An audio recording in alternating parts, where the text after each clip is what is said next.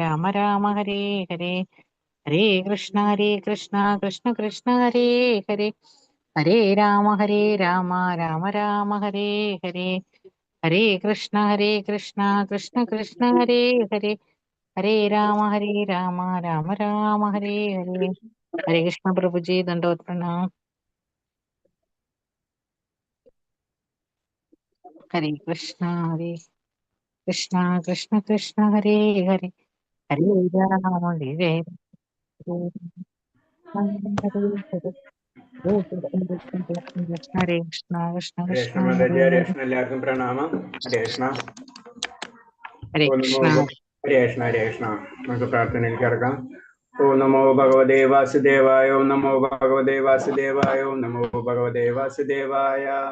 നാരായണം നമസ്കൃത്യം നരം ചൈവ നരോത്തമം ദേവീം സരസ്വതീം വ്യാസം തതോ ജയമുദ്രയേത് നഷ്ടപ്രായേഷു ഭദ്രേഷു നിത്യം ഭാഗവത സേവയാ ഭാഗവതേ ഉത്തമ ശ്ലോകേ ഭക്തിർഭവതി നഷ്ടകി മൂകം കരോതി വാചാലം പങ്കും ലംഘയതേ ഗിരി യത്കൃപതമഹം വന്ദേ പരമാനന്ദമാധവം. ശ്രീഗുരുദീനധാരിണം ശ്രീചൈതന്യമീശ്വരം ജ്ഞാനതിമിരാന്ധ്യസ്യ ജ്ഞാനാഞ്ജലശലാകയാ ചക്ഷുർമിലിതം യേന തസ്മൈ ശ്രീഗുരുവേ നമഃ.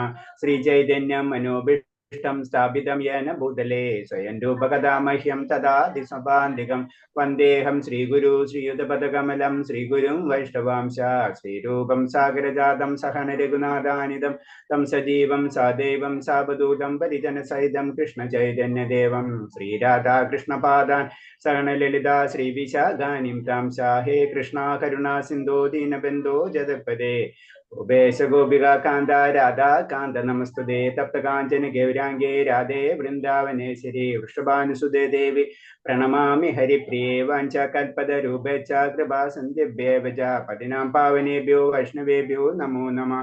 നമോ വിഷ്ണുപാദായ കൃഷ്ണപ്രേഷ്ഠായ ഭൂതലേ ശ്രീമദേ ഭക്തിവേദാന്ത സ്വാമിന്നിധി നാമിനെ നമസ്തേ സാരസ്വദേവേ ഗൗരവാഹ്നേ പ്രചാരിണേ നിർവിശേഷ ശൂന്യവാദി പാശ്ചാത്യദേശധാരിണേ. ജയ ശ്രീകൃഷ്ണ ചൈതന്യ പ്രഭു നിത്യാനന്ദ ശ്രീ അദ്വൈത ഗദാധര ശ്രീവാസാദി ഗൗരഭക്തവൃന്ദം.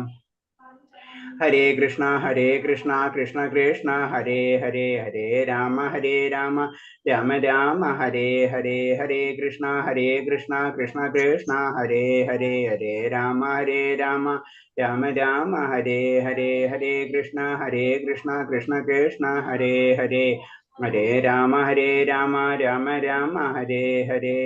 ഹരേ കൃഷ്ണ പ്രഭുപാദിക്ക് ജയ. ഗുരുദേവ് ജനത കോടി വൈഷ്ണവ ഭക്തർക്ക് ജയ്. ഹരേ കൃഷ്ണ. എല്ലാവർക്കും പ്രണാമം. ഹരേ കൃഷ്ണ. പ്രണാമം പ്രഭുജി. ഹരേ കൃഷ്ണ മാതാജി. ഹരേ കൃഷ്ണ.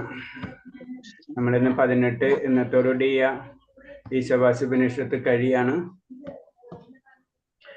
അത് കഴിഞ്ഞാൽ നമ്മള് ഭക്തി രസാമൃത സിന്ധു, അത് 19 ദിവസത്തെ കോഴ്സാണ്. അപ്പൊ ഇതിനു മുന്നേ നമ്മള് ഇതിന്റെ ഒരു എക്സാം നമുക്ക് പ്ലാൻ ചെയ്യണ്ടേ? അപ്പൊ എന്നാ എക്സാം എടുക്കേണ്ടത്? 2 ദിവസം കഴിഞ്ഞിട്ട് എടുക്കട്ടെ? ശേഷം ഇന്ന് 18 കഴിഞ്ഞ് നാളെ റിവിഷൻ ചെയ്താലോ? നാളെ റിവിഷൻ പെണ്ണിങ്ങ 2 ദിവസം ഒന്നും പഠിക്കാൻ തരാം. അത് കഴിഞ്ഞിട്ട് തിങ്കളാഴ്ച. ഇന്ന് വെള്ളിയാഴ്ച ഇല്ലേ? നാളെ റിവിഷൻ ചെയ്ത് നാളെ റിവിഷൻ, ഞായറാഴ്ച ഓഫ്, തിങ്കളാഴ്ച 2 ദിവസം എടുത്തോ. ചൊവ്വാഴ്ച എടുക്കാം എക്സാം. ചൊവ്വാഴ്ച എക്സാം. അത് കഴിഞ്ഞിട്ട് പിന്നെ പറയാം ഞാൻ അന്ന് നമുക്ക് അടുത്ത എങ്ങനെയാണ്. ഓക്കെ, ബേസിക് ആയിട്ടുള്ള കാര്യങ്ങൾ കഴിയാം. പിന്നെ അത് കഴിഞ്ഞ് നിങ്ങൾക്ക് എല്ലാവർക്കും ഭാഗവതം ചെയ്യുന്നുണ്ടല്ലോ. ഒരു ഇതെല്ലാവരും ഭാഗവതം ക്ലാസ്സിൽ അറ്റൻഡ് ചെയ്യണവരല്ലേ? പിന്നെ ഭാഗവതം കണ്ടിന്യൂ ചെയ്ത് പോകണം ഈ ബേസിക് കോഴ്സ് കഴിഞ്ഞിട്ട്.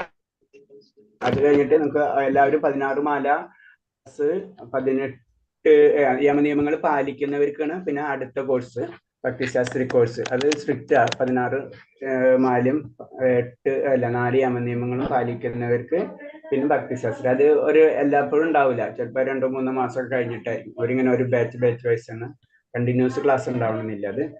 അത് പിന്നീട് പറയാം. അത് ഇൻട്രസ്റ്റ് ഉള്ള ഒരു ആ സമയത്ത് കോണ്ടാക്ട് ചെയ്താൽ മതി. ഇത് കഴിഞ്ഞിട്ട് നമ്മൾ ഭക്തിരസാമൃതം കഴിഞ്ഞിട്ട് 1 മാസത്തോളം കോഴ്സ് ഉണ്ടാവും. ഭക്തി 19 ദിവസത്തെ. ഹരേ കൃഷ്ണ. ഓം നമോ ഭഗവതേ വാസുദേവായ. ഓം നമോ ഭഗവതേ വാസുദേവായ. ഓം നമോ ഭഗവതേ വാസുദേവായ. ഹരേ കൃഷ്ണ. അപ്പൊ 18 അത് പറയണത് അഗ്നേനയ സുബധാരായസ്മിൻ വിശ്യനി ദേവ വായുനാനിന വിദ്വാൻ യുദ്ധോസ്മജുഹുരാണ മനോ ഭൂയിഷ്ടം തേ നമ ഉക്തിം വിദേമ.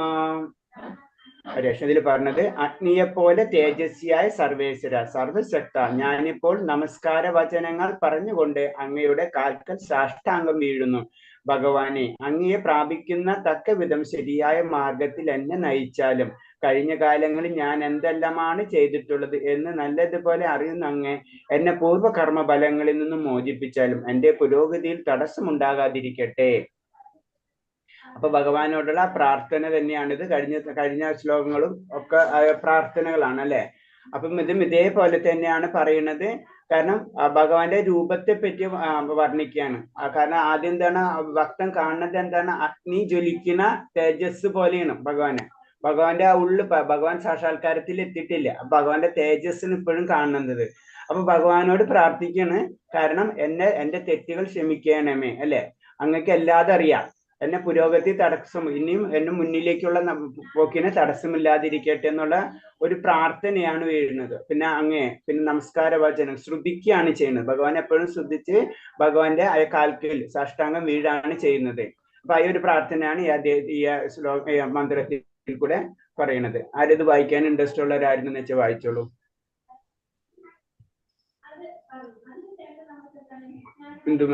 ഇന്ദു മാതാജി. ഹരേ കൃഷ്ണ. മന്ത്രം 18. അഗ്നേനയ സുപദാരായേ അസ്മാൻ വിശ്വാനീരേവ വയൂനാനി വിദ്വാൻ യൂയോദ്യസ്മജ്ജുഹുരാണമേനോ ഭൂയിഷ്ടാം തേ നമ ഉക്തിം വിദേമ. ഹരേ കൃഷ്ണ. ഹരേ സൗദമാനം മാതാജി. ഹരേ കൃഷ്ണ. അഗ്നേനയ സുപതാരായേ അസ്മാൻ വിശ്വാനി ദേവ വയുനാനി വിദ്വാൻ യൂയോദ്യസ്മജ്ജുഹുരാണമേനോ ഭൂയിഷ്ടാം തേ നമ ഉക്തിം വിദേമ. ഹരേ കൃഷ്ണ. ഹരേ ഗീതാ മാതാജി. ഹരേ കൃഷ്ണ.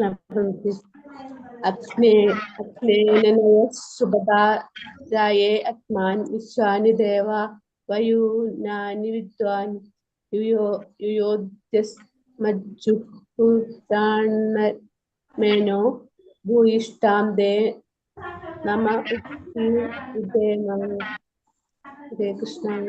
ഹരേ കൃഷ്ണ. ബിന്ദുമതി മാതാജി.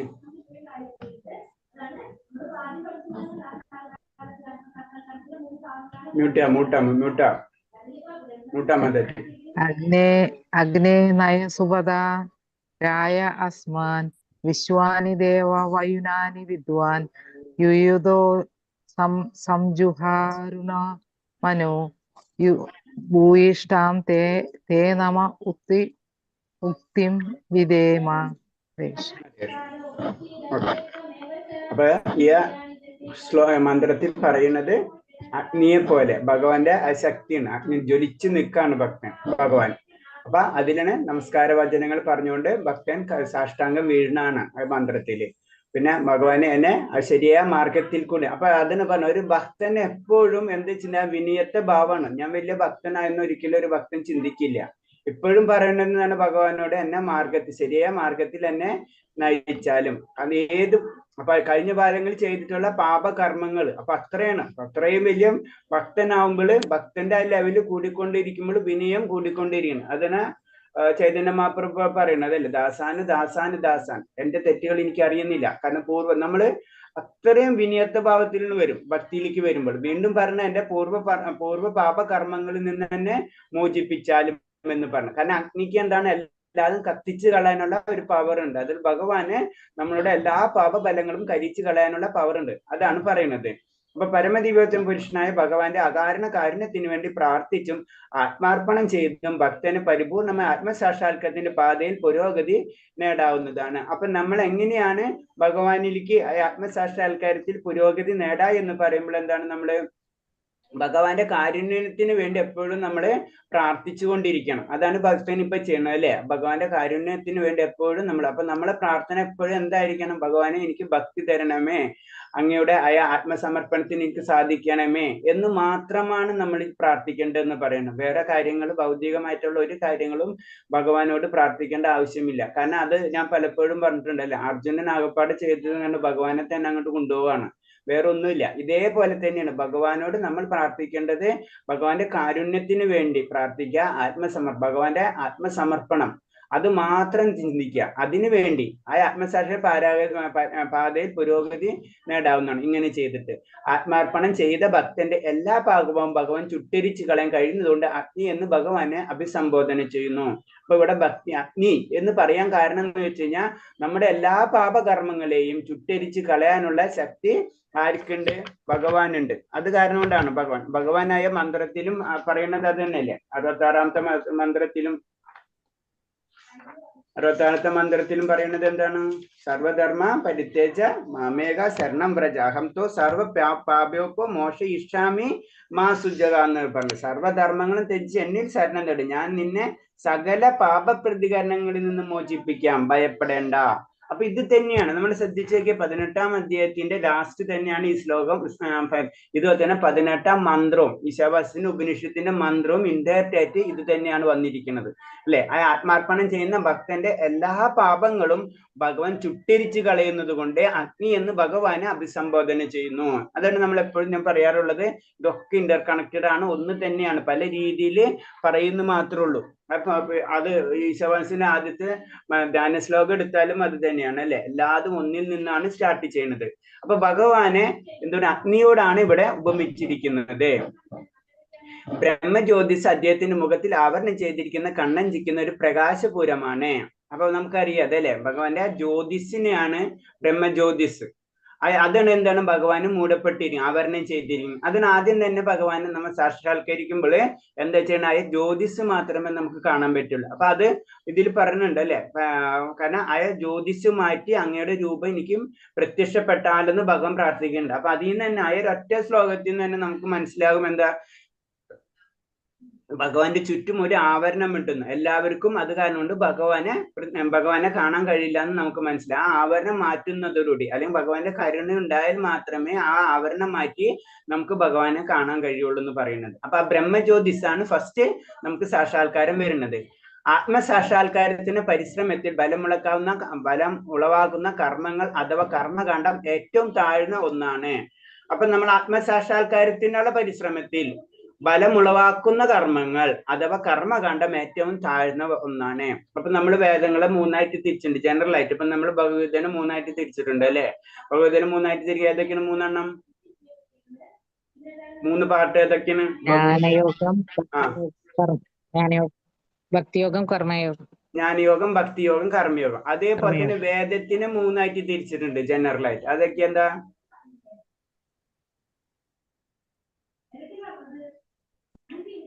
ഫസ്റ്റ് ഇപ്പൊ പറഞ്ഞതാണ് കർമ്മകാണ്ഡം അല്ലേ. കർമ്മകാണ്ഡം, ജ്ഞാനകാണ്ഡം, ഉപാസനകാണ്ഡം. അതിന് 3ആയിട്ട് തിരിച്ചിട്ടുണ്ട്. അപ്പൊ കർമ്മകാണ്ഡം എന്ന് പറയുമ്പോൾ ഏറ്റവും താഴ്ന്ന ലെവലിലാണ്. അവിടെ എന്ത് ചെയ്യുമ്പോൾ നമ്മൾ ഫലങ്ങൾ പ്രതീക്ഷിക്കേണ്ടത്, നമ്മളെ ദേവന്മാരെ പൂജകളും അങ്ങനത്തെ എല്ലാ കാര്യങ്ങളും അതിലാണ് വരുന്നത്. നമ്മൾ ഫലം പ്രതീക്ഷിച്ചിട്ട് ചെയ്യുന്ന കാര്യങ്ങൾ, ഓരോ ഗ്രഹങ്ങളിലേക്ക് പോകേണ്ട കാര്യങ്ങൾ.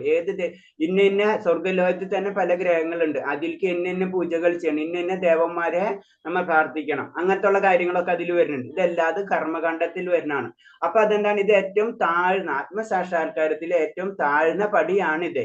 അത് തെറ്റുന്നല്ല, അത് താഴ്ന്ന പടിയാണ്. നമ്മൾ ഇതിൽ നിന്ന് മുന്നേറണം. അതിനു വേണ്ടിയാണ് നമ്മൾ ശ്രമിക്കേണ്ടത്. അപ്പൊ അതിൽ വേദങ്ങൾ എന്താ? ഭഗവാൻ തന്നെയാണ് സൃഷ്ടിച്ചിട്ടുള്ളത്. അപ്പൊ വേദങ്ങൾ മുഴുവൻ തെറ്റുന്നല്ല പറഞ്ഞത്, അത് അതിന്റെ ഒരു സ്റ്റെപ്പ് മാത്രമാണ്. അത് നമ്മൾ എപ്പോഴും ചിന്തിക്കണം. പരമാത്മാവിന്റെ യഥാർത്ഥത അഥവാ ആത്യന്തികമായ ഭാവം സർവേശ്വരമാണ്, സർവേശ്വര തത്വമാണ്, എല്ലാത്തിന്റെയും ഈശ്വരൻ പരമാത്മാവ് എന്ന് പറയുമ്പോ അല്ലെ. പരമമായ ആത്മാവ് വേദത്തിൽ വിധിച്ചിട്ടുള്ള രീതിയിൽ അല്പമെങ്കിലും വ്യതിചലിക്കുമ്പോൾ തന്നെ ആ കർമ്മ സാധകൻ താല്പര്യത്തിന് വിപരീതമായി പ്രവർത്തിക്കുന്ന വികർമ്മമായി തീരും. അതാണ് വേദങ്ങളിൽ പറഞ്ഞിട്ടുള്ള രീതിയിൽ നമ്മൾ അതിൽ ചെറിയ വ്യത്യാസങ്ങൾ കഴിഞ്ഞു കഴിഞ്ഞാൽ അത് വികർമ്മമായി തീരും. അതിന്റെ പ്രോബ്ലം അതാണ്. അതാണ് നമ്മൾ അതിൽ പശ്ചാത്തപിക്കുക എന്നുള്ള പാശ്ചാത്യ കർമ്മങ്ങളൊക്കെ നമ്മൾ ചെയ്യണം. എന്തെങ്കിലും തെറ്റ് പറ്റിക്കഴിഞ്ഞാൽ അതിന് വേറെ കർമ്മങ്ങളൊക്കെ ഉണ്ട്, അതൊക്കെ നമ്മൾ ചെയ്യേണ്ടതായിട്ട് വരുന്നത് അതാണ്. കാരണം അത് നേരെ ഓപ്പോസിറ്റ് ആയിരിക്കും പോയിരിക്കും. അതാണ് നമ്മൾ മന്ത്രങ്ങൾ, ഇതാണ് അതിൽ ഇമ്പോർട്ടന്റ് ആയിട്ട് നമ്മൾ മന്ത്രങ്ങളൊക്കെ ജപിക്കുന്ന സമയത്ത് അല്ലെങ്കിൽ ചൊല്ലണ സമയത്ത് അതിൻ്റെതായ കറക്റ്റ് രീതി ഉണ്ട് അല്ലെ. അത് രീതിയില്ലെങ്കിൽ മന്ത്രത്തിന്റെ അർത്ഥം തന്നെ മാറിപ്പോവും. അതിന് പറഞ്ഞാൽ അത് ആ കറക്റ്റ് ചെയ്തിട്ടില്ലെങ്കിൽ വ്യതിചലിക്കുമ്പോൾ അത് വിപരീതമായി പ്രവർത്തിക്കുന്ന വികർമ്മമായി തീരും. അപ്പോൾ അതിന് നമ്മൾ ആരാ ഇതിന് കുംഭകർണന്റെ കാര്യല്ലേ. കുംഭകർണൻ ചോദിക്കുന്നത് എന്താണ്? കുംഭകർണൻ ചോദിക്കുന്നത് എല്ലാ ദേവന്മാരെയും വധിക്കുക എന്നുള്ള രീതിയിലാണ് ചോദിക്കുന്നത്. പക്ഷെ ചോദിച്ചു വന്ന് ചെറിയൊരു വ്യത്യാസത്തിൽ വന്നപ്പോൾ എന്താണ്? ഉറക്കായി മാറി അല്ലെ. അപ്പൊ നേരെ വിപരീത ബലമാണ് നമുക്ക് ലഭിക്കുക. അതാണ് മന്ത്രങ്ങളും എന്താണ് വേദത്തിൽ പറഞ്ഞിട്ടുള്ള കർമ്മകാണ്ഡത്തിന്റെ സെക്ഷൻ ചെയ്യുമ്പോൾ വളരെയധികം ശ്രദ്ധിക്കേണ്ടതെന്ന് പറഞ്ഞു. അതിന് നമ്മളെ ഇഷ്ടത്തിന് നമ്മളിങ്ങനെ മന്ത്രങ്ങൾ ഇങ്ങനെ ഇതൊക്കെ പറഞ്ഞ് അതേ രീതിയിലൊന്നും നമ്മൾ ചൊല്ലാൻ പാടില്ല എന്ന് പറഞ്ഞതിന്റെ കാരണം അത് കറക്റ്റായിട്ട് പഠിക്കണം. അപ്പൊ അത് കാരണം കൊണ്ടാണ് നമുക്ക് പറ്റിയ മന്ത്രം ഈ മഹാമന്ത്രം എന്ന് പറയുന്നതിന്റെ ഒരു കാരണം. കാരണം എന്താ വെച്ചാൽ അത് അത്ര സിംപ്ലിഫൈ ചെയ്തിട്ട് സാധാരണ ജനങ്ങൾക്ക് വേണ്ടിയിട്ടുള്ള മന്ത്രം. അതിന്റെ അർത്ഥം മറ്റേ മന്ത്രങ്ങൾ തെറ്റുന്നല്ല, കാരണം നമുക്ക് പറ്റിയത് ഇതാണ്. അപ്പൊ ആ മന്ത്രം നമ്മൾ ഉപയോഗിക്കാം. മറ്റേത് കറക്റ്റായിട്ട് നമ്മൾ ചെയ്തിരിക്കണം, അല്ലെങ്കിൽ അത് വികർമ്മമായി തീരും. ആത്മസാക്ഷാത്കാരം മനുഷ്യാകാരത്തിന്റെ മാത്രമേ നേടുന്ന സാധിക്കൂ. മനുഷ്യാകാരത്തിൽ മാത്രമേ നേടാൻ സാധിക്കൂ, മറ്റു രൂപങ്ങളിൽ ഇരുന്നു കൊണ്ട് സാധ്യമല്ല. അതിന് ആത്മസാക്ഷാത്കാരം എന്തുകൊണ്ട് നമുക്ക് പോലെ മറ്റുള്ള പട്ടിക്കും പൂജയ്ക്കും ചെയ്യാൻ പറ്റുമെന്ന് അറിയാൻ നടക്കില്ല. കാരണം നമ്മളും അവരും തമ്മിൽ വലിയൊരു ഡിഫറൻസ് ഉണ്ട്. ആ ഡിഫറൻസ് അത് കാരണം കൊണ്ടാണ് മനുഷ്യന്റെ അവസാന ജന്മം എന്ന് പറയുന്നത്. മനുഷ്യന് അത് മനസ്സിലാക്കാനുള്ള കഴിവുണ്ട്. മനുഷ്യന് മാത്രം ഭഗവാൻ ഉണ്ടെന്നുള്ളൊരു കൺസെപ്റ്റേ ഉള്ളൂ അല്ലെ. ഞാൻ പറഞ്ഞിട്ടുണ്ട് പലപ്പോഴും, നമ്മുടെ ചുറ്റുള്ള ഉറുമ്പുകൾക്ക് നമ്മുടെ ലോകത്തിനെ പറ്റി അറിയില്ല. അപ്പൊ അത് തന്നെയാണ് ശരിക്കും മനുഷ്യന് മാത്രമേ ഈ ആകാരത്തിൽ, ഈ ശരീരത്തിൽ, അത് കാരണം കൊണ്ടാണ് നമ്മൾ ഈ ശരീരം ഉപയോഗിക്കണം എന്ന് പറയുന്നതിന്റെ കാരണം. ഈ ശരീരം ഇല്ല, അതും നമ്മൾ ആ ലെവലിലേക്ക് നമ്മൾ എത്തിയിട്ടില്ല. ഈ ശരീരവും നമുക്ക് വേണം. ഈ ശരീരം ഉപയോഗിച്ചിട്ടാണ് നമ്മൾ എന്താണ് ആത്മസാക്ഷാത്കാര പ്രവർത്തനങ്ങൾ നമ്മൾ ചെയ്യുന്നത്. അതിന് നമ്മൾ എപ്പോഴും പറഞ്ഞ ഒരു തോണിനെ ഉദാഹരണം ചെയ്യണം അല്ലെ. സമുദ്രത്തിൽ വീണിട്ടുള്ള ഒരു തോണിയാണ്. ആ തോണിയിലാണ് നമ്മൾ ഇരിക്കുന്നത്. ആ തോണിയിലാണ് നമ്മൾ ആത്മാവ് ഇരിക്കുന്നത്. നമ്മൾ എന്ന് പറയുമ്പോ ആ ശരീരം എന്ന് പറഞ്ഞ തോണിയോടാണ് ഉപമിച്ചിട്ട്. അപ്പൊ തോണി നമുക്ക് ആവശ്യമാണ്. ശരീരമില്ലാതെ നമുക്കൊന്നും ചെയ്യാൻ പറ്റില്ല. എപ്പോഴും നമുക്ക് കരയ്ക്ക് അടിഞ്ഞു കഴിഞ്ഞാൽ ശരീരം കളയാം, അതേപോലെ നമുക്ക് ഈ ശരീരം വേണം. അതാണ് പറഞ്ഞത്. മറ്റു ആത്മസാക്ഷാലും മനുഷ്യാകാരത്തിൽ മാത്രമേ നേടാൻ സാധിക്കും. മറ്റു രൂപങ്ങളിൽ ഇരുന്നു കൊണ്ട് അത് സാധ്യമല്ല. വേറൊരു രൂപത്തിലും നമുക്ക് കിട്ടില്ല. 84 ലക്ഷം ജീവികളിൽ വെച്ച് ബ്രഹ്മ സംസ്കാരം കൊണ്ട് ധന്യമായ മനുഷ്യ ജീവിതത്തിന് മാത്രമേ നിരതിശമായ ആത്മജ്ഞാനത്തിന് അർഹത സിദ്ധിച്ചിട്ടുള്ളൂ. അപ്പൊ 84 ലക്ഷം ജന്മങ്ങളുടെ ചക്രങ്ങൾക്ക് ശേഷമാണ് ഈ ധന്യമായിട്ടുള്ള ഒരു മനുഷ്യ ജീവിതം നമുക്ക് കിട്ടിയിട്ടുള്ളത്. അത് തന്നെ അതിന് ബ്രഹ്മ സംസ്കാരം, അതായത് അത് സംസ്കരിക്കണം നമ്മൾ ചെയ്യണം. നമ്മളെ സംസ്കാരങ്ങൾ നമ്മൾ ജനറൽ ആയിട്ട് പറയും അല്ലെ.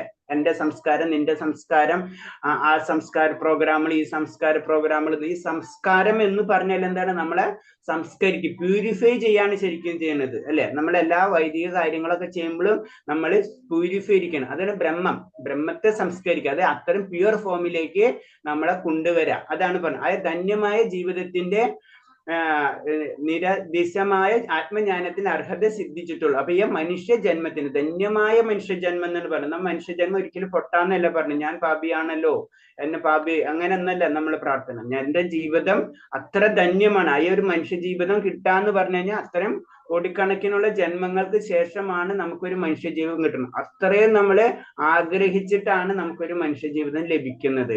ചിലപ്പോ നമ്മൾ പറയുന്നുണ്ടല്ലോ, കഴിഞ്ഞ നമുക്കൊന്നും പറയുന്നുണ്ടല്ലോ, നമ്മളെ ആഗ്രഹങ്ങളാണ് നമ്മളിലേക്ക് കൊണ്ടുവരുന്നത്. അതേപോലെ തന്നെ മനുഷ്യ ജീവിതവും അത്രയും പ്രാർത്ഥിച്ചതിന് ശേഷവും അത്രയും ജന്മങ്ങളെ കഷ്ടപ്പാടും കൊണ്ടാണ് നമുക്ക് ഈ മനുഷ്യ ജീവിതം ലഭിച്ചിട്ടുള്ളത്. ആ ധന്യമായ മനുഷ്യ ജീവിതം വീണ്ടും നമ്മളത് സംസ്കാരം, അതായത് സംസ്കരിച്ച് അത് പ്യുവർ ഫോം ബ്രഹ്മത്തിന്റെ പൊസിഷനിലേക്ക് നമ്മൾ കൊണ്ടുവരണം എന്നാ പറയുന്നത്. സത്യം, ഇന്ദ്രിയ നിഗ്രഹം, തിതിക്ഷ, ക്ഷമ, സാരല്യം, സമ്പൂർണ്ണ ജ്ഞാനം, ഈശ്വരൻ നിന്ന് സമ്പൂർണ്ണ വിശ്വാസം എന്നിവയെല്ലാം ബ്രഹ്മ സംസ്കാരത്തിന്റെ ലക്ഷണമാണ്. അപ്പൊ ബ്രഹ്മ സംസ്കാരം സംസ്കരിക്കുകയാണ് നമ്മള് ബ്രഹ്മത്തിലേക്ക് വേണ്ടി അല്ലെ. അപ്പൊ അത് പ്യുവർ ഫോമിലേക്ക് വരണമെങ്കിൽ നമ്മൾ എന്ത് ചെയ്യണം? സത്യം, ഇന്ദ്രിയ നിഗ്രഹം, തിതിക്ഷ അല്ലെങ്കിൽ ക്ഷമ, സാരല്യം, സമ്പൂർണ്ണ ജ്ഞാനം, ഈ കാര്യങ്ങൾ വളരെയധികം നമ്മൾ ശ്രദ്ധിക്കണം. ഇതിൽ കൂടെ മാത്രമേ നമ്മൾ എന്താണ് പ്യുവർ ഫോമിലേക്ക് നമ്മൾ പ്യുവർ ഫോമിലേക്ക് നമ്മൾക്ക് കൊണ്ടുവരാൻ പറ്റുള്ളൂ. തന്റെ ഉദാത്തമായ പൈതൃകത്തിൽ അഹങ്കാരം ഉണ്ടായത് കൊണ്ട് മാത്രമായില്ല ബ്രാഹ്മണന്റെ പുത്രനായി പിറക്കുന്ന ബ്രാഹ്മണനായി തീരാനുള്ള സാധ്യതയുളവാക്കുന്നു. തീർച്ചയായിട്ടും ശരിയാണ്. ഒരു ഡോക്ടറിന്റെ മകൻ ഓട്ടോമാറ്റിക് ഡോക്ടർ ആവാനുള്ള ചാൻസ് കൂടുതലാണ്, അതിന് സംശയമില്ല. ബ്രാഹ്മണന്റെ മകൻ ബ്രാഹ്മണനായി തീരാനുള്ള സാധ്യത വളരെ അധികം ഉണ്ട്. വ്യാസദേവന്റെ മകനാണ് സുഖദേവ ഗോസ്വാമി അല്ലെ. അപ്പൊ ആ ഒരു ചാൻസ് നിലനിൽക്കുന്ന, അതിന്റെ അർത്ഥം എന്ന് വെച്ചാൽ ആവണം എന്നല്ല, അതിനെ എപ്പോഴും ശ്രദ്ധിക്കുന്നുണ്ട്. അപ്പൊ നമ്മള് ആ ബ്രാഹ്മണന്റെ മകൻ ബ്രാഹ്മണനാവാനുള്ള സാധ്യത വളരെ അധികമാണ്, ഒരു സംശയമില്ല. അതേപോലെ തന്നെ ഡോക്ടറിന്റെ മകൻ ഡോക്ടർ ആവാനുള്ള സാധ്യത വളരെ അധികമാണ്. അതാണ് മനസ്സിലാക്കേണ്ടത്. അല്ലാണ്ട് ആ പൈതൃകം കൊണ്ടല്ല നമുക്ക് കിട്ടുന്നത്. ഒരു ഡോക്ടറിന്റെ മകൻ അല്ലെങ്കിൽ പോലീസിന്റെ മകൻ പോലീസ് ആവുന്നതല്ല, അതിനുള്ള സാധ്യത വളരെയധികം നമുക്ക് കിട്ടുകയാണ് ചെയ്യുന്നത്. അപ്പൊ അവർക്ക് ചാൻസസ് ഉണ്ട്.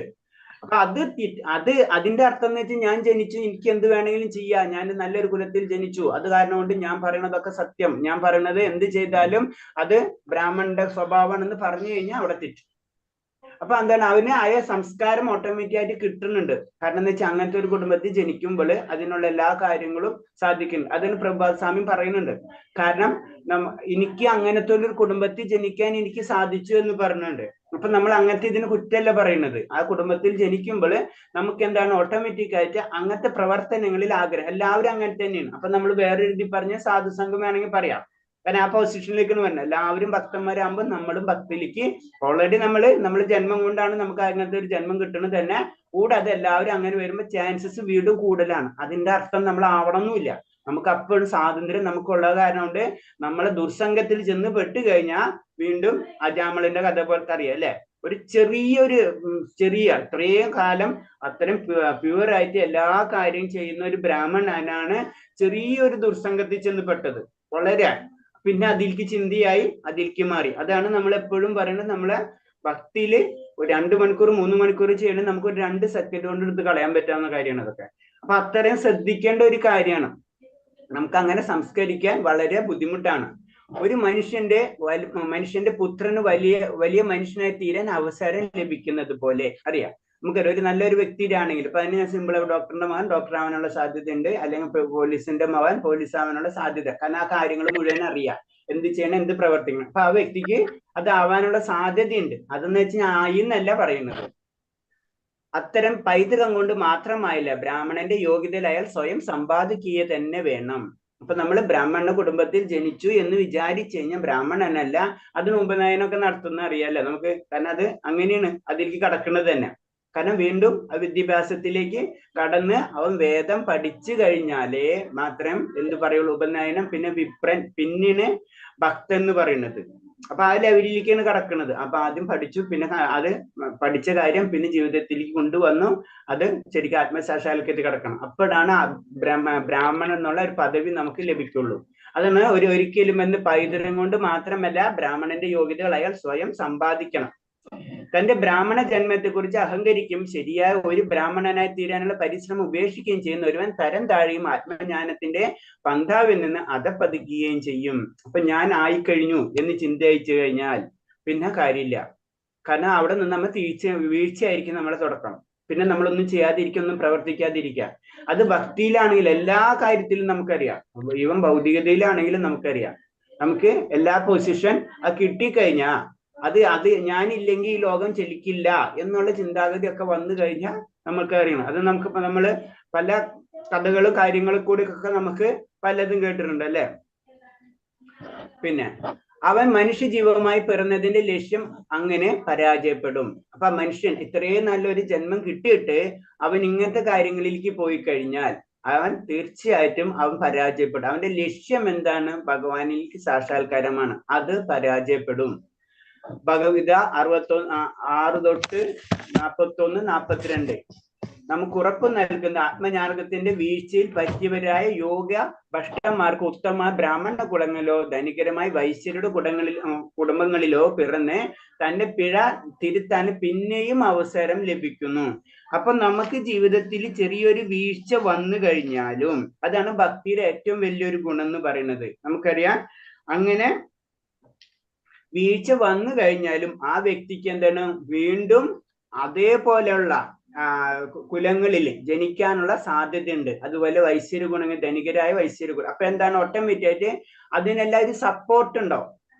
അതാണ് അതിന്റെ ഗുണം അതാണ് പറഞ്ഞു. അത് നമുക്കറിയാം, ശ്ലോകം നമ്മൾ പഠിച്ചാണ് അല്ലെ. 41, 42. 41ാമത്തെ ശ്ലോകം എന്താണ് പറയുന്നത്? പ്രാപ്യ പുണ്യകൃതം ലോകാനുഷ്ഠിത ശാശ്വതീ സമാസുജീനം ശ്രീമതം ഗേഹ യോഗോ ഭ്രഷ്ടഭിജായതേ. അങ്ങനെ യോഗത്തിൽ പരാജിതനാകുമ്പോൾ പുണ്യം ചെയ്തവർക്കായുള്ള ഉപരിലോകങ്ങൾ ആനന്ദം അനുഭവിച്ചുകൊണ്ട് അസംഖ്യം സംവത്സരങ്ങൾ വാണതിന് ശേഷം നീതിനിഷ്ഠമായ പുണ്യാത്മാക്കളുടെയും ധനികരുടെയും വീടുകളിൽ പിറക്കുന്നു. അതേപോലെ അടുത്തതും അതേപോലെ തന്നെ അതായോഗിനാമേവ കുലോ ഭവതി ധീമതം ഏതന്തി ദുർലഭതരം ലോകേ ജന്മയതീ ദൃശ്യം. അല്ലെങ്കിൽ ഏറെക്കാലം യോഗാനുഷ്ഠാനം ചെയ്തിട്ടും അതിൽ വിജയിക്കാതിരുന്നാൽ അഭിജ്ഞരായ അതീന്ദ്ര യോഗികളുടെ കുലത്തിൽ പിറന്നു വരാം. തീർച്ചയായും ഈ ലോകത്തിൽ അത്തരത്തിലുള്ള ജന്മവും സുദുർലഭമാണ്.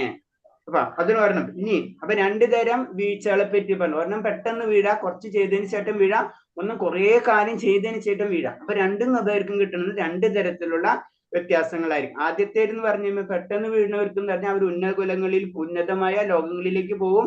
വീണ്ടും അവർ താഴ്ത്തു വന്ന് നല്ല ആത്മാക്കളുടെ നീതിഷ്ഠമുള്ള പുണ്യാത്മാക്കളുടെ കുലത്തിൽ ജനിക്കും, അല്ലെങ്കിൽ ധനികരുടെ കുടുംബം ജനിക്കും. അപ്പൊ അവർക്ക് അതിനുള്ള സാധ്യത കൂടുതലാണ്. രണ്ടാമത്തെ ഗ്രൂപ്പ് ആണെന്ന് വെച്ച് കഴിഞ്ഞാല്, അതായത് പെട്ടെന്ന് കുറെ കാലം കഴിച്ചിട്ടുണ്ടെങ്കിൽ വീണ്ടും അവരാണ് അതീന്ദ്ര യോഗികളുടെ കുലത്തിലാണ് പിറക്കുക. കാരണം അവർക്ക് വേറെ ഒന്നും ചിന്ത ഉണ്ടാവില്ല, ലാസ്റ്റ് പോയിന്റ് വരെ എത്തിയിട്ടുള്ളവരാണ് അവര്. അപ്പൊ അത് വീണ്ടും അതിനനുസരിച്ചുള്ള സാധ്യത നമുക്ക് ലഭിക്കും. അതിനുള്ള പറയുന്നത് പ്രഭാത സ്വാമി അത് തന്നെ പറഞ്ഞിട്ടുണ്ടല്ലോ. ഭാഗ്യവശൻ തന്നെയാണ് നമ്മുടെ ആത്മീയ ഗുരുവായ ഓം വിഷ്ണുപാദ ശ്രീമദ് ഭക്തി വേദാന്ത സരസ്വതി ഗോസ്വാമി മഹാരാജും ഈ എളിവനും അങ്ങനെയുള്ള കുടുംബത്തിൽ ജനിക്കാൻ ഇടവന്നത് എന്ന് പ്രഭാസ്വാമിന്റെ ജീവിതം വെച്ചിട്ട് തന്നെ നമുക്ക് പറഞ്ഞു തരാണ്. അപ്പൊ ചുരുക്കി പറഞ്ഞാൽ എന്താണ്, കുറച്ചെങ്കിലും നമ്മളെ ആത്മീയ ജ്ഞാനം കൂട്ടുന്നതോടുകൂടി നമുക്ക് അതിന്റെ ബലം, അത് വേറെ ശ്ലോകങ്ങളിൽ കൃഷ്ണ ഭഗവാൻ പറയുന്നുണ്ട് അല്ലെ, എന്താണ് സ്വല്പം അഭ്യസ്യത്രായത് മഹത്വ ഭയാതെന്ന് അതും പറഞ്ഞു തരുന്നുണ്ട്. അപ്പൊ അത്ര ഇമ്പോർട്ടൻസ് ആണ് നമ്മളെ ആത്മീയ കാര്യങ്ങൾക്ക്. എത്ര ചെറുതായിട്ടും ചെയ്താലും അതിന്റെ ഗുണം നമുക്ക് ലഭിച്ചുകൊണ്ടിരിക്കും. പിന്നെ എന്താണ്, ഞാൻ ഈ കുലത്തിൽ ജനിച്ചു, ഞാൻ ധനികനാണ്, എനിക്കൊന്നും ചെയ്യേണ്ട, അല്ലാതെ എന്റെ കയ്യിലാണ് എന്നൊക്കെ ചിന്തിച്ചു കഴിഞ്ഞാൽ അവന്റെ ലക്ഷ്യം തന്നെ പരാജയപ്പെട്ടിരിക്കും. മായാമോഹിതനായ ആ അവസരങ്ങളും ഒരാൾ നഷ്ടപ്പെടുത്തുന്ന പക്ഷം സർവശക്തനായ ഈശ്വരൻ അവന് നൽകിയിട്ടുള്ള മനുഷ്യജന്മം പാഴായി പോയത് തന്നെ. അപ്പൊ ഇത്രയും തന്നെ നമുക്ക് ഇത്രയും നല്ല പവർ, ഇത്രയും നല്ല അവസരങ്ങൾ നമുക്ക് തന്നിട്ടുണ്ട്. കാരണം എന്ന് വെച്ചാൽ നമ്മൾ സാധാരണ മൃഗങ്ങളെ പോലെ അല്ല ശരിക്കും നമ്മുടെ ജീവിതം അല്ലെ, നമുക്ക് വളരെ വ്യത്യാസമുണ്ട്. അപ്പൊ ഈ നല്ലൊരു സൗകര്യം നമ്മൾ ഉപയോഗിക്കാതെ കളഞ്ഞു കഴിഞ്ഞാൽ ഈ മനുഷ്യ ജന്മം പാഴായി പോയി. പിന്നെ നമ്മൾ ഈ ചക്രത്തിൽ വീണ്ടും ചെന്ന് വീഴാണ് ചെയ്യുന്നത്. വീണ്ടും ചക്രത്തിൽ വീണ്ടും പിന്നെ എത്ര ജന്മങ്ങൾ എടുക്കേണ്ടെന്ന് വരില്ല, വീണ്ടും ഒരു മനുഷ്യ ജന്മം കിട്ടുന്നതിന് വേണ്ടി. അത്ര ദുർലഭമാണ് മനുഷ്യജന്മം. അത് നമ്മൾ സാധാരണ രീതിയിൽ പറഞ്ഞ മൃഗങ്ങളെ പോലെ തീർക്കാനുള്ളതല്ല. നിയാമകങ്ങളായ തത്വങ്ങളനുസരിച്ച് പ്രവർത്തിക്കുന്ന ഒരുവനെ കാമ്യകർമ്മങ്ങളുടെ മേഖലയിൽ നിന്ന് ക്രമത്തിൽ ആത്മജ്ഞാനത്തിന്റെ മേഖലയ്ക്ക് ഉയർച്ച തീർച്ചയായിട്ടും ലഭിക്കും. അപ്പൊ ചില തത്വങ്ങൾ, അതിന് നമ്മൾ സാധന ഭക്തി നമ്മൾ പറഞ്ഞല്ലേ, സാധന ഭക്തി, പിന്നെ അടുത്തത് വരുന്നതാണ് രാഗഭക്തി, പിന്നെ രാഗാനുഭക്തി. നമ്മൾ ജനറൽ ആയിട്ട് പറയുമ്പോൾ ഭക്തി തന്നെ പറയുമ്പോ അപ്പൊ എന്താണ്, നമ്മളെ നിയമങ്ങൾ അനുസരിച്ച്, അത് സാധന ഭക്തിയില് നിയമങ്ങൾ അനുസരിച്ച് ജീവിക്കാൻ ശ്രമിക്കുക. അങ്ങനെ വരുമ്പോൾ എന്താണ്, നമ്മളെ ഈ കർമ്മ മേഖലകൾ നമ്മളിപ്പോ ചെയ്യണത് അല്ലെ, നമ്മൾ എന്ത് കാര്യങ്ങളും ചെയ്യുമ്പോൾ അതിന്റെ ബലം പ്രതീക്ഷിച്ചിട്ട് അല്ലെങ്കിൽ ബലം കിട്ടിയിരിക്കും നമ്മള്. അപ്പൊ അങ്ങനെ ചെയ്യുന്നതിൽ നിന്ന് പതുക്കെ ഉയർച്ച നമുക്ക് ലഭിക്കും. അപ്പൊ അതിന് നമ്മൾ അർത്ഥധർമ്മ കാമമോക്ഷയും അതുപോലെ തന്നെ വർണ്ണാശ്രമങ്ങളൊക്കെ പറഞ്ഞിട്ടുള്ള ബേസിക് കാര്യമാണ്. നമ്മളെ പടിപടിയായിട്ട് നമ്മൾ ഉയർത്തിക്കൊണ്ടുപോവാം. കാരണം നമ്മൾ എന്താണ് അങ്ങനെ ഉയർത്തുന്നതിന്റെ വേറൊരു കാര്യം തന്നെ, നമ്മൾ പല ജന്മങ്ങളിലും പലതും സ്വരൂപിച്ചിട്ടുണ്ട്. നമ്മുടെ മനസ്സിൽ പല കാര്യങ്ങളും സെറ്റാണ്. അത് കാരണം കൊണ്ടാണ് ചില സമയത്ത് എത്ര ചെയ്താലും ചില സമയത്ത് മനസ്സ് നമ്മൾ മാറിക്കൊണ്ടിരിക്കുന്നത്. കാരണം അത്ര ജന്മങ്ങളുടെ പാപഭാരം നമ്മൾ ഉള്ളിലുണ്ട്. നമ്മൾ പറയുന്നുണ്ട് അല്ലെ, സഞ്ചിത കർമ്മങ്ങളായിട്ടാണ് നമ്മൾ ഇങ്ങോട്ട് പോരുന്നത്. അപ്പൊ അത് ശ്രദ്ധിക്കണം. അതിന് നമ്മളെ ചില നിയമങ്ങൾ, നമ്മൾ ഡോക്ടറെ അടുത്ത് പോയി കഴിഞ്ഞാൽ കറക്റ്റ് ആയിട്ട് മെഡിസിൻ കഴിക്കാൻ പറയും അല്ലെ, കാലത്ത് വൈകിട്ട് ഉച്ചയ്ക്ക് കറക്റ്റ് ആയിട്ട് മെഡിസിൻ കഴിക്കും എന്ന് പറഞ്ഞ പോലെ സാധനം എന്തിനാണ്, ഈ അസുഖം മാറാനാണ്. നമ്മുടെ എന്തെങ്കിലും ഭൗതികമായിട്ടുള്ള ഈ അസുഖം നമുക്ക് മാറിക്കിട്ടണം. അതിനു വേണ്ടിയാണ് നമ്മളെ സാധനങ്ങള് അല്ലെങ്കിൽ നാമജപം ഇങ്ങനത്തെ കാര്യങ്ങൾ തീർച്ചയായിട്ടും ചെയ്യണം. അതിൽ ഏറ്റവും ഇമ്പോർട്ടന്റ് ആണ് പറഞ്ഞത്, ഫസ്റ്റ് ABC ആണ് നമ്മളെ നാമജപം. വളരെ വളരെ ജന്മങ്ങളിലൂടെ ആത്മജ്ഞാനത്തിന്റെ നിലവാരത്തിലെത്തി ഒരാൾ ഈശ്വരന്റെ സർവാത്മർപ്പണം ചെയ്യുന്നതുകൂടി അയാൾ പൂർണ്ണനായി തീരും. കാരണം അത്ര ജന്മങ്ങൾക്ക് ശേഷമാണ് പറയുന്നുണ്ടല്ലോ, ബഹൂനാം ജന്മനമന്ത് ജ്ഞാനവാൻമാൻ പ്രവർത്തത വാസുദേവം ഇത് സർവാത്മ സുദുർലഭം എന്നാ പറയുന്നത്. അപ്പൊ അത്രയും ജന്മങ്ങൾക്ക് ശേഷമാണ് നമുക്ക്, ആയിരം ജന്മങ്ങൾക്ക് ശേഷമാണ് നമുക്ക് ഭഗവാന്റെ ജ്ഞാനം ആർജിക്കാൻ കഴിയുന്നത്. അപ്പൊ അത് നമ്മൾ അതിനു വേണ്ടി ഉപയോഗിക്കണം. ഒരാൾ ആരംഭത്തിൽ തന്നെ ആത്മാർപ്പണം ചെയ്യുന്നു എങ്കിൽ ഭക്തി മാർഗത്തെ അവലംബിക്കുന്നത് കൊണ്ട് മാത്രം അയാൾ എല്ലാ ഘട്ടങ്ങളും ഒറ്റയടിക്ക് തരണം ചെയ്യുന്നു. അപ്പൊ അത് പറഞ്ഞു ഭക്തി മാർഗത്തിന്റെ ഗുണം എന്ന് പറഞ്ഞു കഴിഞ്ഞാൽ ബാക്കിയുള്ള എല്ലാ മാർഗത്തിൽ നിന്നും നമ്മൾ പറഞ്ഞില്ല നാമം ജപിക്കുക, അതായത് ആ ഭക്തി മാർഗമാണ് മറ്റെല്ലാ മാർഗത്തിനേലും എളുപ്പം. അതാണ് കാരണം നമുക്ക് എന്താണ് ഭഗവാനിലുള്ള ഭക്തി നമ്മളെ ഉള്ളിൽ ഇൻബിൽറ്റ് ആണ്, നമ്മളിൽ ഉള്ള കാര്യമാണ്. അത് കാരണം കൊണ്ട് നമുക്ക് ഇഷ്ടമുള്ള കാര്യം നമ്മൾ ചെയ്യുമ്പോൾ എന്താണ് അത് സ്പീഡിൽ ചെയ്യാൻ പറ്റും. അത് കാരണം എന്താണ് നമ്മൾ ഭക്തിയോഗം നമ്മൾ ചെയ്യണമെന്ന് പറയുന്നതിന്റെ കാരണം. ഭഗവതി 1866 പറഞ്ഞിട്ടുള്ളതുപോലെ ഭഗവാൻ തന്നെ ശരണം പ്രാപിച്ചുള്ള ജീവന്റെ യോഗക്ഷേമ കാര്യങ്ങൾ സ്വയം ഏറ്റെടുക്കും, പാപകർമ്മങ്ങളിൽ നിന്ന് മോചിപ്പിക്കുകയും ചെയ്യുന്നു.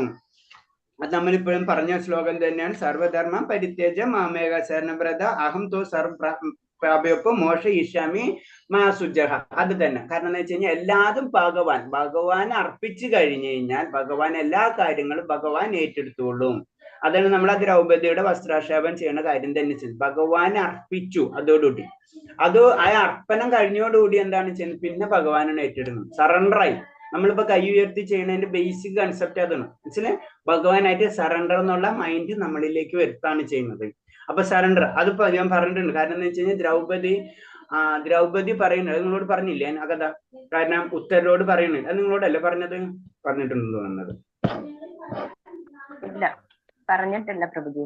പറഞ്ഞിട്ടില്ല അല്ലെ? അതായത് ദ്രൗപദി എന്താ ലാസ്റ്റ് ടൈമിലാണ് ആദ്യം വസ്ത്രാക്ഷേപം ചെയ്യുന്ന സമയത്ത് ഒരു കൈ പിടിച്ചിട്ടാണ് ഭഗവാനെ വിളിക്കുന്നത്, ഒരു കൈ ഉയർത്തിയിട്ടാണ് ഭഗവാനെ പിടിക്കുന്നത്. അപ്പൊ ഒരു കൈ കൊണ്ട് വസ്ത്രം പിടിച്ചിരിക്കുകയാണ്. പക്ഷെ എന്താണ് ഒരു സമയം വരുമ്പോ മനസ്സിലാവണ് ഇത് ഒരു കാര്യമില്ലാന്ന്. കാരണം എന്റെ ശക്തിയിൽ ദുശാസനം എന്ന് പറഞ്ഞാൽ അത്ര പവർഫുൾ ആളാണ്. അങ്ങനെയാണ് പിന്നെ രണ്ട് കൈയും വിട്ടിട്ട് ഭഗവാനെ വിളിക്കുന്നത്. അപ്പൊ എന്താണ് ലാസ്റ്റ് ടൈം വരെ എന്താ ചെയ്തത്? ദ്രൗപദി സ്വന്തം എനിക്ക് പവർ ഉണ്ട്, എനിക്കിത് പിടിച്ചു നിൽക്കാനുള്ള കഴിവുണ്ടെന്നുള്ള രീതിയിൽ ദ്രൗപദി ശ്രമിക്കുന്നുണ്ട്. അപ്പൊ അത് എനിക്ക് പറ്റിയ തെറ്റാണെന്ന് ഉത്തരോട് പറഞ്ഞു കൊടുക്കുന്നുണ്ട്. കാരണം ഉത്തരോട് പറയുന്നുണ്ട് ആദ്യമേ തന്നെ എന്തെങ്കിലും പ്രശ്നം വരുമ്പോൾ ആദ്യമേ തന്നെ ഭഗവാനെ വിളിച്ചിരിക്കണം എന്ന് പറയുന്നുണ്ട്.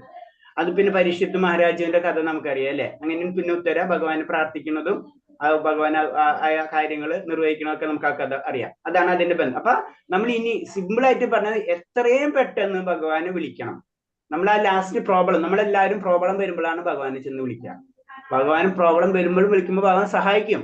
പക്ഷെ അന്ന് നമുക്ക് ഇത്ര കഷ്ടപ്പാടുകൾ, ആ കഷ്ടപ്പാടുകൾ മുഴുവൻ നമ്മൾ സഹിക്കേണ്ടി വരും. ദ്രൗപദി അനുഭവിച്ച കഷ്ടപ്പാടുകൾ. അപ്പൊ അതും പറയണത് അതില്ലാതിരിക്കാൻ നമ്മൾ എത്രയും പെട്ടെന്ന് നമ്മൾ ഭക്തിയുദ്ധ സേവനങ്ങൾ ചെയ്തിരിക്കണം. ഭഗവത്ഭക്തന് അവിടുത്തെ ഗുണങ്ങൾ തന്നെ ലഭ്യമാകുന്നു. ഒരു ഭക്തന് അവിടുത്തെ ഗുണം, നമ്മൾ മുക്തിയിൽ തന്നെ നമ്മൾ പറയുന്നുണ്ട് അല്ലെ? 5 തരം മുക്തിയിൽ വരുമ്പോൾ എന്താണ് നമ്മൾ ഭക്തന്റെ ലെവലിലേക്ക് ഭക്തനായി കഴിഞ്ഞാൽ ഭഗവാന്റേതായ ഗുണങ്ങളെല്ലാം അതുമായ സർവ സൗഭാഗ്യങ്ങളും ഭഗവാന്റേത് പോലെ നമുക്ക് അനുഭവിക്കാൻ കഴിയും.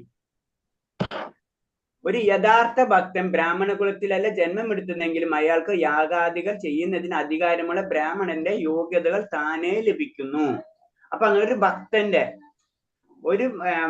ഭക്തൻ ഈ ബ്രാഹ്മണ കുലം എന്നുള്ള ഒരു സംഗതിയില്ല. അത് നമ്മളെല്ലാ പുരാണങ്ങളും ജസ്റ്റ് ഒന്ന് നോക്കി കഴിഞ്ഞാൽ എല്ലാതും അറിയാം. രത്നാകരനാണെങ്കിൽ ഇവൻ വ്യാസദേവനാണ്. വ്യാസദേവൻ ആരാണ്? മുഖ്യശ്രീയുടെ മകനാണ് അല്ലെ? അപ്പൊ ഈ വേദങ്ങൾ മുഴുവനും ആരാണ് ചെയ്തിട്ടുള്ളത്? വ്യാസദേവൻ. അതാരാണ്? മുഖ്യശ്രീയുടെ മകനാണ്. സൂതഗോസ്വാമി അതാണ് സൂതന്റെ മകനാണ്. അപ്പൊ നമ്മളെല്ലാ പുരാണങ്ങളിലും ഒരു ഇമ്പോർട്ടൻസും ഇല്ല എന്തിനും ബ്രാഹ്മണത്തിന്.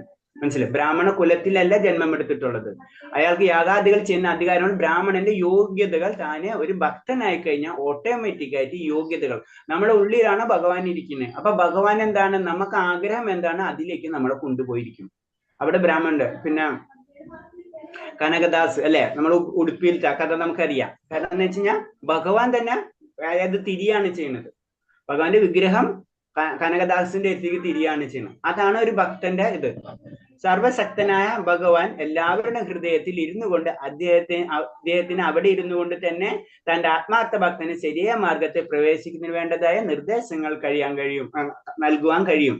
കാരണം അതാണ് എല്ലാവരുടെ ഹൃദയത്തിൽ ഭഗവാൻ ഇരിക്കുന്നുണ്ട്. നമ്മളെ ഇഷ്ടം എന്താണ് അതാണ് ഭഗവാൻ നിർവഹിച്ചു തരുന്നത്. കാരണം അനുമതിദായകൻ ഭഗവാനാണ്. അതാണ് നമ്മൾ മുണ്ടകോപനിഷത്തിൽ പറയുന്നത് എന്താണ്? കാരണം എന്ന് വെച്ച് കഴിഞ്ഞാൽ നമ്മുടെ ശരീരത്തിനുള്ളിൽ 2 പക്ഷികളുണ്ട്. നമ്മൾ പറഞ്ഞിട്ടുള്ളതാണ് 2 പക്ഷികളുണ്ട്. ഒരെണ്ണം ആസ്വദിക്കുന്നത്, ഒരെണ്ണം സാക്ഷി എന്നാണ് പരമാത്മാവ് എന്ന് പറഞ്ഞത്. ആസ്വദിക്കുന്നതാണ് ജീവാത്മാവ് ആസ്വദിക്കുന്ന എന്താണ്? ആ ശരീരത്തിലുള്ള എന്താണ്? ഇന്ദ്രിയങ്ങൾ, വിഷയങ്ങൾ, അതായത് ഫലങ്ങൾ. വൃക്ഷമാകുമ്പോ അതില് പൂക്കളും പുഷ്പങ്ങളും അതുപോലെ തന്നെ ഫലങ്ങളൊക്കെ ഉണ്ടാവും അല്ലെ? അത് തിന്ന് ആസ്വദിച്ചുകൊണ്ടിരിക്കും. അപ്പൊ ചിലപ്പോ കയ്പായിരിക്കും, ചിലപ്പോ മധുരമായിരിക്കും. ഇതൊക്കെ ആര് കാണുന്നുണ്ട്? ശരിക്കും ഭഗവാൻ കാണുന്നുണ്ട് അല്ലെ? ജീവാത്മാവിന്റെ എല്ലാ കാര്യങ്ങളും ഭഗവാൻ കാണുന്നുണ്ട്. അപ്പൊ ഒരിക്കലും ഇത് ഞാൻ കഴിക്കേണ്ടേ വേണോ എന്ന് ഒരിക്കലും ആരോട് ചോദിക്കുന്നില്ല? പരമാത്മാവിനോട് അഖിലി ചോദിക്കുന്നില്ല. അതാണ് പറഞ്ഞത്. അപ്പൊ ശരിക്കും നമ്മൾ ചോദിക്കുകയാണെങ്കിൽ പരമാത്മാവ് അതിന് കറക്റ്റ് ആയിട്ട് ആൻസർ നമുക്ക് പറഞ്ഞു തരും. കാരണം നമുക്ക് ആ സ്വാതന്ത്ര്യം തന്നിട്ടുള്ളത് കാരണം കൊണ്ടാണ് ഭഗവാൻ അതിൽ ഇടപെടാൻ. എന്ന് നമുക്ക് ആ സ്വാതന്ത്ര്യം ഭഗവാനിലേക്ക് കൊടുക്കണം എന്ന് വെച്ചാൽ അന്ന് ഭഗവാൻ അത് ഏറ്റെടുക്കും. ദ്രൗപദിയുടെ കഥ ആലോചിച്ചാൽ മതി നമ്മള്. ശ്രീമദ് ഭാഗവതം 11:5-42 പറയുന്നു: സ്വബാധ മൂലം ഭജതേ പ്രിയസ്യ തിക്താനഭാവസ്യ ഹരി പരേശ വികർമ്മയച്ചോത്പതീതം കദാചിത് ദുനോതി സർവം ഹൃദി സന്നിവിഷ്ടം. ഇത് പറയുന്നത് ഭഗവാൻ ഭക്തനിൽ അത്രത്തോളം കൃപമയനാണ്. ഭക്തർ ചിലപ്പോൾ വികർമ്മവുമായി ബന്ധപ്പെട്ട് എങ്കിൽ പോലും വേദവിരുദ്ധമായ പ്രവർത്തികൾ ഏർപ്പെടുന്നു എങ്കിൽ പോലും അവന്റെ ഹൃദയത്തിരുന്നു കൊണ്ട് അവനെ വിലക്കുന്നു. എന്തുകൊണ്ടെന്നാൽ ഭക്തന്മാർക്ക് ഭഗവാൻ അത്രത്തോളം പ്രിയപ്പെട്ടവനാണ്. അപ്പൊ ഭക്തൻ എന്ന് പറയുമ്പോ ഭഗവാൻ നമ്മൾ പലപ്പോഴും പറഞ്ഞിട്ടുണ്ടല്ലോ, ഭഗവാന് എല്ലാവരോടും ഒരേ സമഭാവനയാണുള്ളത്. അല്ലാണ്ട് ഒരാളോട് സ്നേഹം, ഒരാളോട് വെറുപ്പൊന്നുമില്ല. ഭഗവാന്റെ സൃഷ്ടിയാണ് നമ്മൾക്ക് എല്ലാവരും ഒരേപോലെ തന്നെ. പക്ഷെ എന്താണ്? ഒരു ഭക്തനോട് ഭഗവാന് പ്രത്യേക സ്വാതന്ത്ര്യവും അതേപോലെ തന്നെ വാത്സല്യവുമുള്ള ആണ്. ഭക്തവത്സലനാണ് ഭഗവാൻ അല്ലെ? അപ്പൊ അവിടെ ഭക്തവത്സനാവുമ്പോൾ എന്താണ്? ചെറിയ തെറ്റുകൾ ചെയ്താലും ഭഗവാൻ അവിടെ കണ്ണടയ്ക്കും. അതാണ് അതിന് സിമ്പിൾ ആയിട്ട് പറഞ്ഞത്. നമ്മൾ തെറ്റുകൾ ചെയ്താലും ആ ഭക്തനാണെങ്കിൽ അത് പ്രശ്നമുള്ള കാര്യമല്ല. അത് നമ്മളെ പാണ്ഡവരെ കാര്യങ്ങളൊക്കെ എടുത്താലും ആ കഥകളൊക്കെ എടുത്താലും അതൊക്കെ ശ്രദ്ധിച്ചു കഴിഞ്ഞാൽ അറിയാം. കാരണം ഭക്തനായി കഴിഞ്ഞാൽ ഇതെല്ലാതും ഭഗവാന്റെ ലീലകളാണ്. ഒന്നാമത്തെ കാര്യം. അപ്പൊ ഭക്തന് വേണ്ടി ഭഗവാൻ ചെറിയ എക്സ്ക്യൂസുകൾ എപ്പോഴും തന്നുകൊണ്ടിരിക്കും. അതാണ് ഹൃദയത്തിൽ ഇരുന്നു കൊണ്ട് ഭഗവാൻ നമ്മൾ ഉപദേശിച്ചുകൊണ്ട് തെറ്റ് ചെയ്യുമ്പോഴും അഥവാ തെറ്റ് ചെയ്താലും എന്താണ് അവനൊരു സാധുവായി തന്നെ കണക്കാക്കണം എന്ന് പറയുന്നത്. അതിന്റെ അർത്ഥം തെറ്റ് ചെയ്യാനുള്ള പെർമിഷൻ അല്ല. ആ ഭക്തൻ ഒരിക്കലും തെറ്റ് ചെയ്യില്ല. അഥവാ ഞാൻ അറിയാതെ അതിൽ വീണ് കഴിഞ്ഞാലും അവൻ എന്താണ്? അതിന് ചന്ദ്രന്റെ നാം പറഞ്ഞിട്ടുണ്ടല്ലേ, ചന്ദ്രന്റെ ഉള്ളിലുള്ള എന്താണ് ചെറിയ ചെറിയ പൊട്ടുകൾ അല്ലെ, കറുത്ത പൊട്ടുകൾ. അത് ചന്ദ്രന്റെ പ്രകാശത്തെ മറയ്ക്കുന്നില്ല. പ്രകാശം, നല്ല പ്രകാശം തന്നെയുണ്ട് ചന്ദ്രന്. എന്നത് പറഞ്ഞ പോലെയാണ് ഭക്തന് പറ്റുന്ന ചെറിയ തെറ്റുകൾ. അതിൽ നമ്മൾ നാമജപത്തിൽ ചെറിയ തെറ്റുകൾ ചെയ്താലും നമ്മൾ വേറെ എന്ത് കാര്യങ്ങൾ ചെയ്യുന്നു, ഇപ്പൊ നമ്മൾ വിഗ്രഹാരാധന ചെയ്യും അല്ലെ, പല ആരാധനകൾ ചെയ്യുമ്പോഴും ഭഗവാന്റെ കാര്യങ്ങൾ ചെയ്താലും തെറ്റുകൾ സംഭവിച്ചാലും ഭഗവാൻ അത് പൊറുക്കും എന്ന് പറയുന്നതിന്റെ കാരണം അതാണ്. മറ്റുള്ള ദേവതാ സങ്കല്പങ്ങളോ വേദങ്ങളിലോ അതിനനുസരിച്ചില്ല. അതിനനുസരിച്ച് തെറ്റുകൾ സംഭവിച്ചും ചിലപ്പോൾ തിരിച്ചായിരിക്കും സംഭവിക്കും. അതാണ് വേദങ്ങളൊക്കെ വളരെയധികം സൂക്ഷിച്ച് നമ്മൾ കൈകാര്യം ചെയ്യണമെന്ന്. അപ്പൊ പിന്നെ അതിന് പാശ്ചാത്യ കർമ്മങ്ങളൊക്കെ ചെയ്യണം. അങ്ങനെ കുറെ റൂൾസും റെഗുലേഷൻസ് ഉണ്ട്. പക്ഷെ ഭഗവാന്റെ അടുത്ത് ഇതൊന്നില്ല. പ്രേമം മാത്രമാണ് ഭഗവാന്റെ അടുത്തുള്ളൂ. ഭഗവാന് സ്നേഹം മാത്രമേ ഉള്ളൂ. അതിന് നമ്മൾ 5 രസത്തിലുള്ള പ്രേമത്തിനെ പറ്റിയൊക്കെ നമ്മൾ പറയുന്നത്. ആ പ്രേമം മാത്രമേ ഉള്ളൂ, വേറെ ഒന്നുമില്ല. അത് പല രീതിയിൽ ചെയ്യാന്നുള്ളൂ. വാത്സല്യ രസത്തിലോ അല്ലെങ്കിൽ ശാന്തരസത്തിലോ അല്ലെങ്കിൽ സാഖ്യരസത്തിലോ അങ്ങനെ ഏത് രസത്തിലും വേണമെങ്കിലും ഭഗവാനെ നമുക്ക് ആരാധിക്കാം. അപ്പൊ അതിൽ ചെറിയ തെറ്റുകൾ വന്നാലും ഭഗവാൻ അത് സഹിക്കും.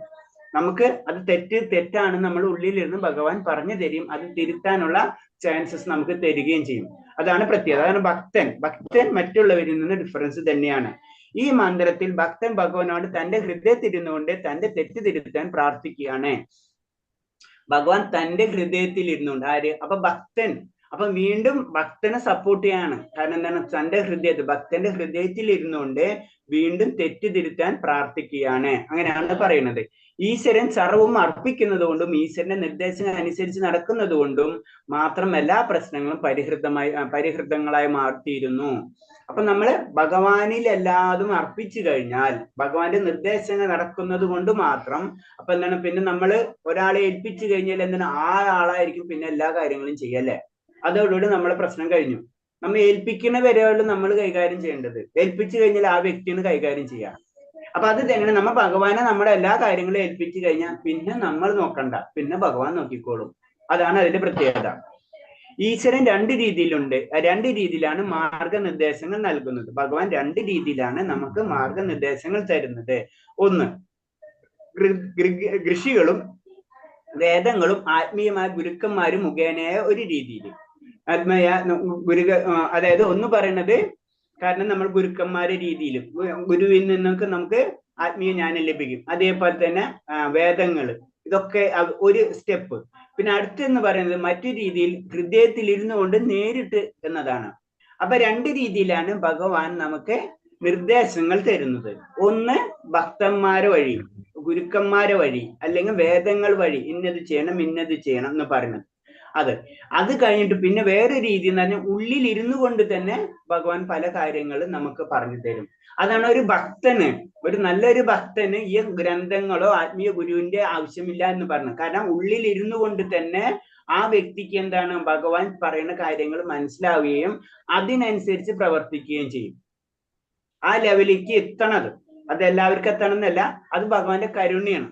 അപ്പൊ രണ്ട് തരത്തില് കിട്ടും നമുക്ക്. ഒന്നും ഭഗവാൻ നേരിട്ട് നമുക്ക് തരും, ഒന്നും ഗുരുക്കന്മാരെ ത്രൂ തരും. അതും നമ്മുടെ ക്വാളിറ്റി അനുസരിച്ചാണ്. എല്ലാവർക്കും കിട്ടണമെന്നല്ല, പലർക്കും പല ലെവൽ അനുസരിച്ചായിരിക്കും. ഇപ്രകാരം ഭക്തൻ വേദജ്ഞനായി തീരുകയും എല്ലാ വിധത്തിലും സംരക്ഷിക്കുകയും പെടുന്നു. അപ്പൊ എന്താണ്, ഇങ്ങനെ ഭഗവാനിൽ നിന്ന് നേരിട്ട് കിട്ടിക്കഴിഞ്ഞാൽ നമ്മൾ ഓട്ടോമാറ്റിക്കലി വേദത്തിൽ ജ്ഞാനം ലഭിച്ചിരിക്കും. അല്ല നമ്മൾ വേദം പഠിച്ചാലും അതിൽ നിന്നും കിട്ടും. അപ്പൊ ഏത് രീതിയിലാണ്, രണ്ട് മാർഗമാണ് ജനറൽ ആയിട്ട് പറയുന്നത്. കരുണ, ഒന്ന് ഭഗവാന്റെ കരുണയും, രണ്ടാമത്തത് അത് നമ്മൾ പറയില്ലേ 9 തരം ഭക്തിയുടെ തലങ്ങൾ ഉണ്ടെന്ന് പറയുന്നുണ്ട്. ആ 9 തരം ഭക്തിയിലെ തലങ്ങളില് നമ്മൾ ആദ്യത്തെ 3 തലം നമ്മൾ ചെയ്യേണ്ട ഡ്യൂട്ടിയാണ്. 4 തലം വരെ അത് ഏതൊക്കെയാണ്? ശ്രദ്ധ, സാധുസംഗ, ഭജനക്രിയ, അനർത്ഥ നിവർത്തി. ഇത്തരം നമ്മൾ ചെയ്യേണ്ട കാര്യം, ബാക്കിയുള്ളത് ഭഗവാൻ ചെയ്തു തരുന്ന കാര്യങ്ങളാണ് പറയുന്നത്. ബാക്കിയുള്ളത് ഭഗവാന്റെ കരുണയാണ്. ഇത്രയും നമ്മൾ ചെയ്തു കഴിഞ്ഞാൽ അത്ര നമ്മൾ ചെയ്യേണ്ട ആവശ്യമുള്ളൂ എന്നാ പറയുന്നത്. അത് കഴിഞ്ഞ് ഭഗവാന്റെ കരുണയാണ്. അപ്പൊ ഭഗവാന്റെ കരുണ ഇല്ലാതെ നമുക്ക് മുന്നിലേക്ക് പോകാൻ കഴിയില്ല.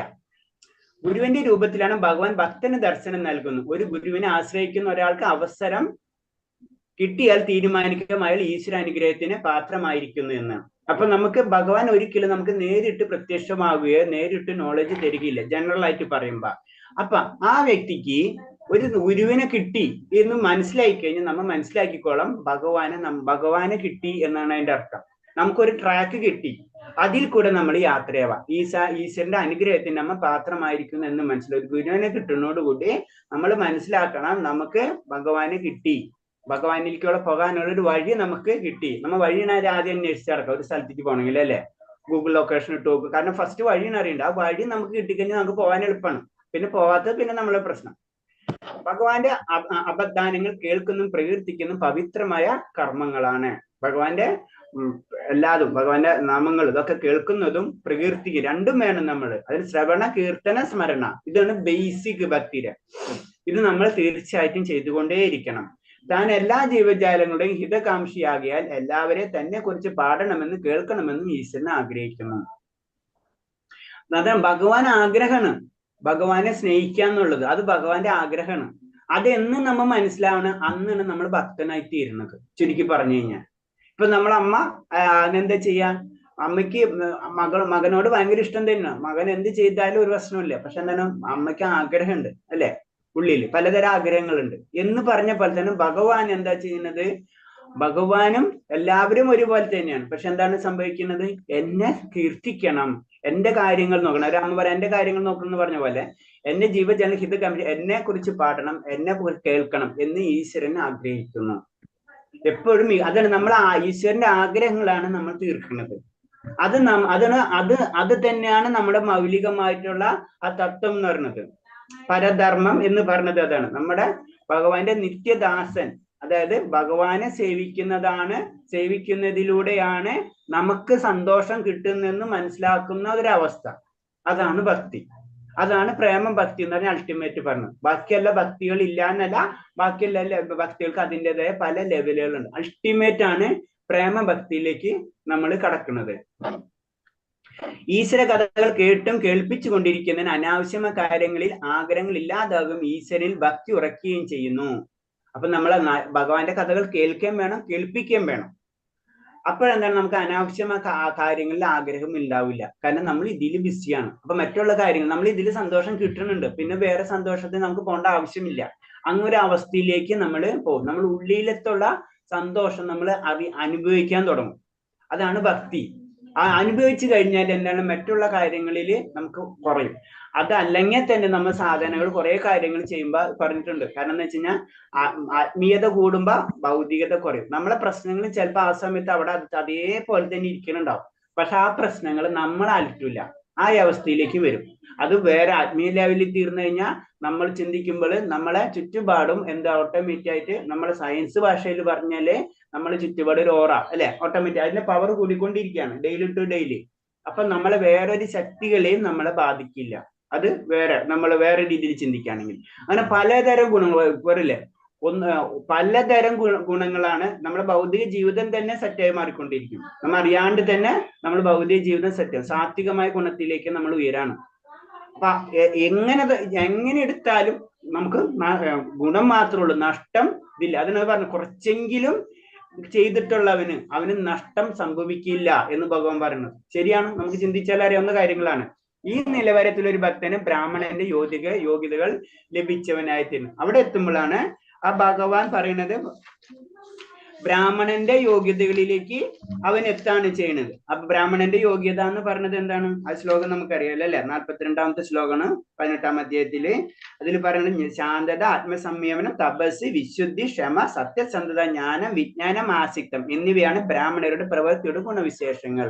ആ ഗുണവിശേഷത്തിലേക്ക് എത്തിയിരിക്കും. അല്ലെങ്കിൽ വേറൊരു രീതി പറഞ്ഞ ഇതാണ് ബ്രാഹ്മണൻ, ഈ ഗുണത്തിൽ എത്തിയവനെയാണ് ബ്രാഹ്മണൻ എന്ന് നമുക്ക് പറയാൻ പറ്റുള്ളൂ.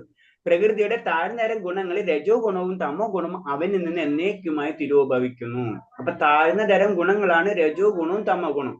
അപ്പൊ അതിൽ നിന്ന് അവ മാറും. ഓട്ടോമാറ്റിക്കായിട്ട് അവനിൽ നിന്ന് അത് മാറിക്കൊണ്ടിരിക്കും. നമ്മൾ ഇങ്ങനത്തെ കാര്യങ്ങൾ ചെയ്തുകൊണ്ടിരിക്കും. ആ ജീവിതം ഒന്ന് ചെറുതായിട്ടൊന്ന് സെറ്റ് ചെയ്തെടുക്കുക, അത്ര നമ്മൾ ചെയ്യേണ്ടുള്ളൂ. ഭഗവാന്റെ മാർഗത്തെയും ഭഗവത് പ്രാപ്തിക്കുള്ള ഉപായത്തെയും അവൻ അറിയുന്നു. എല്ലാ സംശയങ്ങളും അസ്തമിക്കുന്നുകൊണ്ട് അവൻ പരിശുദ്ധമായ ഭക്തിക്ക് ഉടമയായിത്തീരുന്നു. അപ്പൊ ഉപായം പ്രാപ്തി, ഭഗവാനെ പ്രാപിക്കാനുള്ള ഉപായത്തെ അവൻ അറിയാം. എങ്ങനെയാണ് ഭഗവാനെ ഞാൻ പ്രാപിക്കേണ്ടത് എന്നുള്ള ആ ഉപായം അത് അവന് മനസ്സിലാവും. അപ്പൊ എല്ലാ സംശയങ്ങളും അതോടുകൂടി അസ്തമിക്കുന്നു. അവൻ പരിശുദ്ധമായ ഭക്തിയുടെ ഉടമയായി തീരുന്നു. ഹരേ കൃഷ്ണ.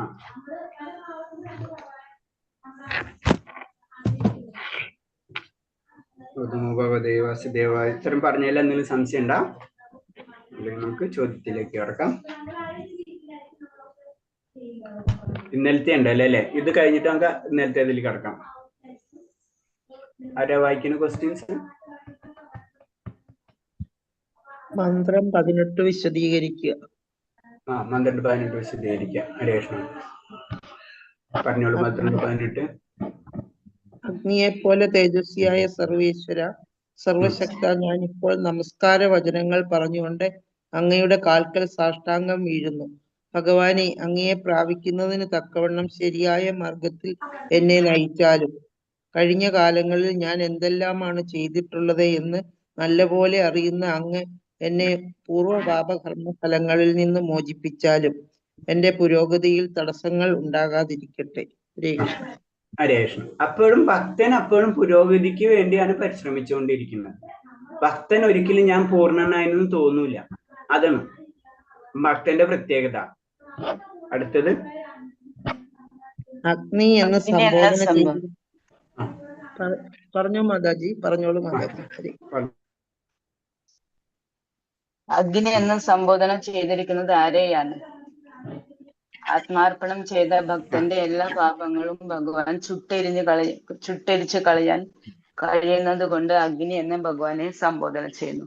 അതിസംബോധന. അപ്പൊ ഇവിടെ അതിസംബോധന അഗ്നി എന്നാണ് പറഞ്ഞത്. അഗ്നിയുടെ പ്രത്യേകത എന്ന് പറയുന്നത് എല്ലാവരും ചാമ്പലാക്കാൻ കഴിയും അല്ലെ. അഗ്നിക്കാണ് ആ ഒരു കഴിവുള്ളത്, എല്ലാതും ചാമ്പലാക്കും.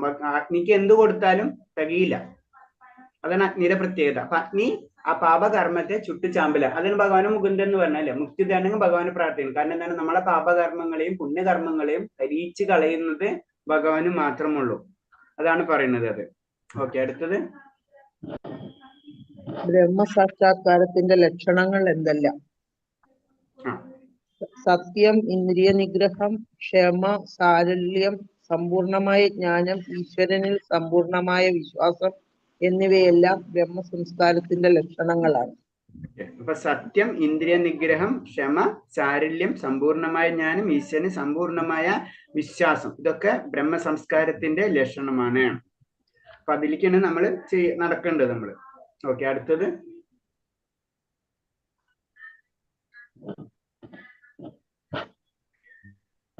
പറയാം. അടുത്ത ചോദ്യം എന്താ? ഭഗവത്ഗീത 6:41-42 പ്രസ്താവിച്ചിരിക്കുന്നത് എന്താണ്? ഭഗവത്ഗീതയിൽ ഭഗവാൻ നമുക്ക് ഉറപ്പു നൽകിയിരിക്കുന്നത് ആത്മജ്ഞാന മാർഗത്തിൽ വീഴ്ച പറ്റിയവരായ യോഗഭ്രഷ്ടന്മാർക്ക് ഉത്തമ ബ്രാഹ്മണരുടെ കുലങ്ങളിലോ ധനികരായ വൈശ്യരുടെ കുടുംബങ്ങളിലോ പിറന്ന് തന്റെ പിഴ തിരുത്തുവാൻ പിന്നെയും അവസരം നൽകപ്പെടുന്നു എന്നാണ്. അപ്പൊ അതാണ് നമ്മളെ എങ്ങനെങ്കിലും നമുക്ക് എവിടെയെങ്കിലും പ്രശ്നങ്ങൾ വന്നാലും നമുക്ക് ഈ ജന്മത്തിലല്ല അടുത്ത ജന്മത്തിലേക്ക് നമ്മള് അങ്ങനത്തുള്ള ജീവിതം മുന്നേറാനുള്ള അവസരങ്ങൾ ഭഗവാൻ ചെയ്തു തരും. അതാണ് നമ്മൾ എപ്പോഴും നമ്മൾ 10 ചെയ്ത് കഴിഞ്ഞാൽ നമുക്ക് അടുത്തത് 11 തൊട്ട് തുടങ്ങിയാൽ മതി. അപ്പൊ നമ്മൾ ഏതൊരു കാര്യം ചെയ്താലും അത് നഷ്ടപ്പെടാനില്ല. അതാണ് നമ്മൾ ചെയ്യേണ്ടത്. അപ്പൊ നമ്മൾ കുറച്ച് നാൾ ചെയ്ത് നിർത്തി, അയ്യോ ഭഗവാൻ അത് പണിഷ്മെന്റ് ചെയ്യില്ലേ, ഭഗവാൻ തെറ്റിദ്ധരിക്കും, അതൊന്നും നമ്മൾ ചിന്തിക്കേണ്ട. നമുക്ക് ചെയ്യാൻ പറ്റാവുന്ന കാലത്തോളം, ചിലപ്പോൾ നല്ല സമയത്ത്, ചിലപ്പോൾ ചെറുപ്പകാലത്ത് ചെയ്യാൻ പറ്റുന്ന അത്രയും ചെയ്യാം. നമുക്ക് ചിലപ്പോൾ ഏജ്ഡ് ആയിട്ടുള്ള സമയത്ത് ചെയ്യും. പ്രഭാസ്വാമി തന്നെ ഏറ്റവും ലാസ്റ്റ് ഏജിൽ ഭക്തി പറഞ്ഞല്ലേ ഏറ്റവും കൂടുതൽ പ്രവർത്തനം നടത്തിയത് ഏറ്റവും ഏജിലാണ്. 69ാമത്തെ വയസ്സിലാണ് ശരിക്കും അമേരിക്കയിലേക്ക് പോണത്. മനസ്സിലെ? അപ്പൊ നോക്കിയാൽ ഏജിന് ഒരു ഫാക്ടറും ഇല്ല അവിടെ. അത് കഴിഞ്ഞിട്ട് 12 വർഷം കൊണ്ടാണ് 81 വയസ്സിലാണ് ഇത് പോണത്, ഈ ലോകം വെടിയുന്ന. അപ്പൊ എന്താണ് പറഞ്ഞത്, 12 വർഷം കൊണ്ടാണ് ലോകമെമ്പാടും അമേരിക്കയിലും ആഫ്രിക്കയിലും ഏത് കുഗ്രാമങ്ങളിലും എല്ലാവരുടെയും കൃഷ്ണബോധം പ്രചരിപ്പിച്ചത്. അപ്പൊ അതാണ് നമ്മൾ ശ്രദ്ധിക്കുന്നത്. അപ്പൊ അതില് നമ്മളെ ജീവിത ദൈർഘ്യമോ നമ്മളെ എന്ന് പറയാ വയസ്സ് കൂടുതലോ കുറവൊന്നുമില്ല. എപ്പൊ നമുക്ക് തോന്നിയോ അന്ന് തൊട്ട് നമ്മൾ സ്റ്റാർട്ട് ചെയ്തില്ല. അതിൽ നമുക്ക് പ്രശ്നങ്ങളൊന്നും സംഭവിക്കില്ല. എത്ര ചെയ്താലും അതിന് ഗുണം മാത്രമേ നമുക്ക് ലഭിക്കുള്ളൂ. ഓക്കെ, അടുത്തത്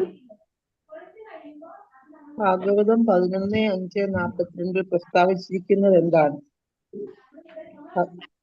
ഭഗവാൻ ഭക്തനിൽ അത്രത്തോളം കൃപാമയനാണ്. ഭക്തൻ ചിലപ്പോൾ വികർമ്മവുമായി ബന്ധപ്പെടുന്നു എങ്കിൽ പോലും വേദവിരുദ്ധമായ പ്രവൃത്തികളിൽ ഏർപ്പെടുന്നു എങ്കിൽ പോലും അവന്റെ ഹൃദയത്തിൽ ഇരുന്നു കൊണ്ട് ഭഗവാൻ അവനെ വിലക്കുന്നു. എന്തുകൊണ്ടെന്നാൽ ഭക്തന്മാർ ഭഗവാൻ അത്രത്തോളം പ്രിയപ്പെട്ടവരാണ്. കാരണം വെച്ച് കഴിഞ്ഞാൽ ഭക്തനെ സംബന്ധിച്ച് ഭഗവാൻ അത്രയും പ്രിയപ്പെട്ടതാണ്. തൂണിൽ നിന്ന് വരാൻ പറഞ്ഞു കഴിഞ്ഞാൽ ഭഗവാൻ തൂണിൽ നിന്ന് അങ്ങോട്ട് ഇറങ്ങി വരും. ഭഗവാൻ ഭക്തന്റെ വാക്കുകൾക്കാണ് പ്രയോറിറ്റി. അതിൽ ധർമ്മം വേറെ കാര്യങ്ങളൊന്നുമില്ല. ഭക്തൻ എന്ത് പറയുന്നു അതാണ് നമ്മൾ മഹാഭാരത യുദ്ധത്തിലും ധർമ്മം എന്നുള്ള കാര്യം അവിടെ ഇല്ല. ഭക്തനെ രക്ഷിക്കുക, പരിത്രാണായം സാധൂനം, അതാണ് ആദ്യം പറയുന്നത്. വേറൊന്നും ഭഗവാനില്ല. അതിൽ ശരിയാണ് തെറ്റാണ് എന്നൊന്നില്ല. അതും ദുര്യോധനൻ കുറെ ബുദ്ധികൾ ഉപയോഗിക്കുന്നുണ്ട്. ധർമ്മം വെച്ചിട്ട് കളിക്കുന്ന കുറെ കാര്യങ്ങളുണ്ട്. അത് മുഴുവനും ഭഗവാൻ അങ്ങനെ പൊളിച്ചു കൊടുക്കുകയാണ് ചെയ്യുന്നത്. അതായത് ഭക്തനെ മാത്രമാണ് ഭഗവാനെ രക്ഷിക്കേണ്ട ആവശ്യമുള്ളൂ. അതാണ് മഹാഭാരത യുദ്ധം കഴിയുമ്പോൾ പഞ്ചപാണ്ഡവർ മാത്രമാണ് വരുന്നത്. അതിന് ഭക്തനെ മാത്രമാണ് ഭഗവാൻ സംരക്ഷിക്കുള്ളൂ. അതാണ് പറഞ്ഞത്. അപ്പൊ ഭക്തനെ സംബന്ധിച്ച് ഭഗവാൻ കൃപാലുവാണ്. പിന്നെ ഏത് വേദങ്ങൾ വിരുദ്ധമായ പ്രവർത്തിയിൽ ഏർപ്പെട്ടിരുന്നെങ്കിലും അവന്റെ ഹൃദയത്തിൽ ഇരുന്നു കൊണ്ട് ഭഗവാൻ അവനെ വിലക്കുന്നു. എന്തുകൊണ്ട് ഭക്തന്മാർ അവനെ അത്രത്തോളം വരും. അപ്പൊ ചെറിയ തെറ്റുകൾ ചെയ്യുമ്പോഴും നമ്മളെ ഭഗവാൻ അത് വിലക്കും. അതങ്ങനെ ചെയ്യാൻ പാടില്ല എന്ന് പറഞ്ഞു. നമ്മളിപ്പോ കണ്ടിമാല ഇടുന്നുണ്ട് അല്ലെ, കണ്ടിമാല ഇടേണ്ട ഒരു കൺസെപ്റ്റ് അതാണ്. നമ്മ ഭഗവാന് സറണ്ടർ ആയിരിക്കാണ്. അപ്പൊ നമ്മൾ എന്തെങ്കിലും ചെയ്ത് കഴിഞ്ഞാൽ ഭഗവാനാണ് നമ്മളെ പിടിക്കുക. അങ്ങനെയാണ് അതിന്റെ അർത്ഥം. മറ്റുള്ള ഇവർക്ക് പിടിക്കാനുള്ള പവർ ഇല്ല. ഇത് ഭഗവാനായിട്ട് ഡയറക്റ്റ് കണക്ഷൻ ആണ്.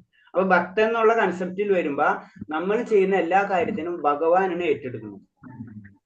അപ്പൊ നമ്മൾ ചെയ്യുന്ന മിസ്റ്റേക്ക് ഉണ്ടെങ്കിൽ ഭഗവാൻ നേരിട്ട് നമുക്ക് പണിഷ്മെന്റ് തരും. മറ്റുള്ളവർക്ക് അതിൽ ലിങ്ക് ഇല്ല. അതാണ് അതിന്റെ ഒരു വേറൊരു ലെവലിൽ പറയേണ്ടത്. അതായത് ഇപ്പൊ നമുക്കറിയാം, ഒരു പട്ടിക്ക് ഒരു ബെൽറ്റ് ഉണ്ട്. ആ ബെൽറ്റ് ഇട്ടാൽ അറിയാം എന്താ, അതിനൊരു ഉടമസ്ഥൻ ഉണ്ടെന്നല്ലേ എന്ന് പറഞ്ഞ പോലെ തന്നെയാണ് ഭക്തന്റെ ഒരു സമർപ്പണ ഭാവം. ഭഗവാനെ സമർപ്പിച്ചു കഴിഞ്ഞാൽ പിന്നെ ഭഗവാനാണ് ആ ഭക്തനെ എല്ലാതും കൺട്രോൾ. ഉള്ളിൽ നിന്ന് പറയും ഇന്നത് ചെയ്യാൻ പാടില്ല, ഇന്നത് ചെയ്യണം, അതനുസരിച്ച് പ്രവർത്തിക്കാം. അത് മാത്രമാണ് ഒരു ഭക്തന്റെ പിന്നെ ഡ്യൂട്ടി വരുന്നത്. മറ്റത് ഭഗവാൻ രണ്ട് രീതിയിൽ മാർഗനിർദ്ദേശം നൽകുന്നത് എങ്ങനെയാണ്? ഋഷികളും വേദങ്ങളും ആത്മീയ ഗുരുക്കന്മാരും മുഖേനയാണ് ഒരു രീതി. മറ്റൊരു രീതി ഭക്തന്റെ ഹൃദയത്തിൽ ഇരുന്നു കൊണ്ട് നേരിട്ട് നൽകുക എന്നതാണ്. രണ്ട് രീതിയല്ല. ഒന്ന് ഗുരുക്കന്മാര് അതേപോലെ തന്നെ ഋഷിമാര് അല്ലെങ്കിൽ വേദങ്ങൾ, ഇതൊക്കെ കൂട്ടിയിട്ട് നമുക്ക് ഉപദേശങ്ങൾ തരും. അപ്പൊ അതും ഭഗവാൻ തന്നെയാണ് ചെയ്യണം. ഒരു വളഞ്ഞ വഴിയെന്ന് മാത്രമേ ഉള്ളൂ. പിന്നെ ഒന്നോ നമ്മളെ നേരിട്ട് ഹൃദയത്തിൽ ഇരുന്നു കൊണ്ടും ഭഗവാൻ. അപ്പൊ ഹൃദയത്തിൽ ഇരുന്നു കൊണ്ട് ഭഗവാൻ തരുന്നുണ്ട്. അതെപ്പോഴും നമ്മൾ ശ്രദ്ധിക്കണം. ഓക്കെ, അടുത്തത് അത്രയേ ഉള്ളൂ പ്രഭുജി. ഹരേ കൃഷ്ണ. ഇന്നലത്തത് കൊണ്ട് നോക്കിയാലോ? സമയണ്ടാ? അല്ലെങ്കിൽ നാളെ ചെയ്താൽ മതിയാ? നാളെ മതി. ശരി, നാളെ ചെയ്യാം. അപ്പൊ നാളെ നമുക്ക് ആദ്യം ചെയ്യാം, പിന്നെ റിവിഷൻ എടുക്കാം. റിവിഷൻ നാളെ തീർന്നിട്ടില്ലെങ്കിൽ മറ്റന്നാൾക്ക് കൂട്ടാം, അല്ലെങ്കിൽ നാളെ തീർന്നെങ്കിൽ നാളെ തീർക്കാം നമുക്ക്. കേട്ടോ ഞാൻ? ശരിയപ്പ. ഹരേ കൃഷ്ണ. ഹരേ കൃഷ്ണ. വാഞ്ചകൽപരൂപേച്ച കൃപാസിന്ധ്യാപേച്ച പതിനാം പാവനേഭ്യ വൈഷ്ണവേഭ്യ നമനന്ദോടി വൈഷ്ണവ ഭക്തർക്ക് ജവാദിക്ക് ഗുരുദേവിക്ക് ജയ്. ഹരേ കൃഷ്ണ. എല്ലാവർക്കും പ്രണാമം. ഹരേ കൃഷ്ണ. ഹരേ കൃഷ്ണ. പ്രണാമം.